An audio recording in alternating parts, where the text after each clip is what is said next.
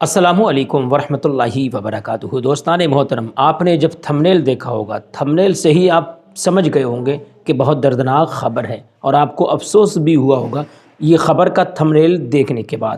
اسی طرح سے مجھے بھی تکلیف ہوئی جب یہ خبر میرے دوست نے میرے پاس بھیجی، اور اس خبر کو جب میں نے پڑھا تو یقیناً اس خبر نے مجھے جھنجھوڑ کر رکھ دیا۔ جی ہاں ناظرین اکرام، اگر واقعی مؤذن صاحب نے خودکشی کی ہے تو یہ بات بے انتہا تشویشناک ہے کہ اس غیر شرعی طریقے کا رواج علماء، حفاظ و قراء حضرات میں بھی رائج ہو چکا ہے۔ جی ہاں، جس طرح سے آپ نے یہ خبر سنی ہے، میں آپ کو بتانا چاہتا ہوں، حیدرآباد کی یہ خبر ہے۔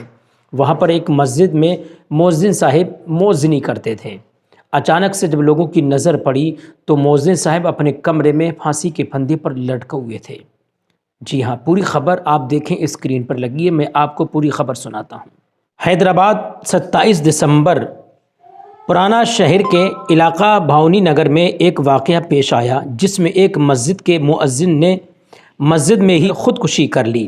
Inspector Bhawani Nagar police station master Amjad Ali Khan نے بتایا کہ مسجد فتح شاہ تالاب کٹا کے مؤذن 28 سالہ اصغر بادشاہ عبدالراہی شیخ، جس کا تعلق بہار سے تھا، آج مسجد کے ایک کمرے سے ان کی لاش برآمد ہوئی۔ یہ بتایا جاتا ہے کہ مؤذن اصغر بادشاہ نے 5 ماہ قبل مسجد میں مؤذن کی ملازمت حاصل کی تھی اور مسجد کی پہلی منزل پر کمرے میں مقیم تھے۔ پولیس نے بتایا کہ خودکشی کی وجہ شخصی وجوہات ہو سکتی ہیں، اور اس سلسلے میں باڈی کو یعنی کہ لاش کو پوسٹ مارٹم کے لیے بھیج دیا گیا ہے اور مقدمہ درج بھی کر دیا گیا ہے۔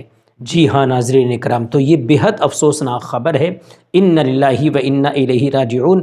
اللہ تعالیٰ مؤذن صاحب کو جنت الفردوس میں اعلیٰ مقام عطا فرمائے۔ انہوں نے جو مسجد کی خدمت کی ہے، جو نمازیں پڑھی ہیں، اس کا ان کو اجر عطا فرمائے۔ لیکن میں آپ سے کہنا چاہتا ہوں، یہ جو حادثے ہم سنتے ہیں، بار بار یہ حادثے ہمارے سامنے آتے ہیں، اس کی سب سے بڑی وجہ یہ ہے کہ ہم لوگوں نے مؤذن اور اماموں کی تنخواہیں اتنی کم رکھی ہیں کہ جس کی وجہ سے ان کے اخراجات اس مہنگائی کے زمانے میں پورے نہیں ہو پا رہے ہیں، اور اسی کا ٹینشن میں سمجھتا ہوں ان کو لے گیا ہے۔ آپ اپنی مسجد کے مؤذنوں اور اماموں کو دیکھو کہ وہ کتنی پابندی دیتے ہیں اور ان کی تنخواہیں کتنی ہیں۔ مؤذن صاحب کی 3 یا 5 ہزار، امام صاحب کی 8 یا 10 ہزار تنخواہ ہے۔ ذرا بتائیں 5 اور 10 ہزار میں یہ اپنا گزارا کیسے کر سکتے ہیں؟ اگر یہیں ہم لوگ اماموں کی تنخواہ 20-25 ہزار رکھیں، مؤذن کی تنخواہ بھی 15-20 ہزار رکھیں، تو انشاءاللہ تعالیٰ اس کی برکتیں اتنی ملیں گی کہ آپ کو دعائیں تو ملیں گی، لیکن یہ امام لوگ، مؤذن لوگ بھی اپنے بچوں کو دینی تعلیم سکھائیں گے اور ان کو اسی راستے پر چلائیں گے۔ جی ہاں، اگر واقعی مؤذن صاحب نے خودکشی کی ہے تو یہ بے حد افسوسناک ہے، لیکن آپ لوگوں سے کہنا چاہتا ہوں، کتنا بھی مشکل وقت آ جائے، بھوکے بھلے رہ لو لیکن خودکشی نہیں کرنا ہے۔ جی ہاں، لیکن ایسا قدم نہیں اٹھانا ہے۔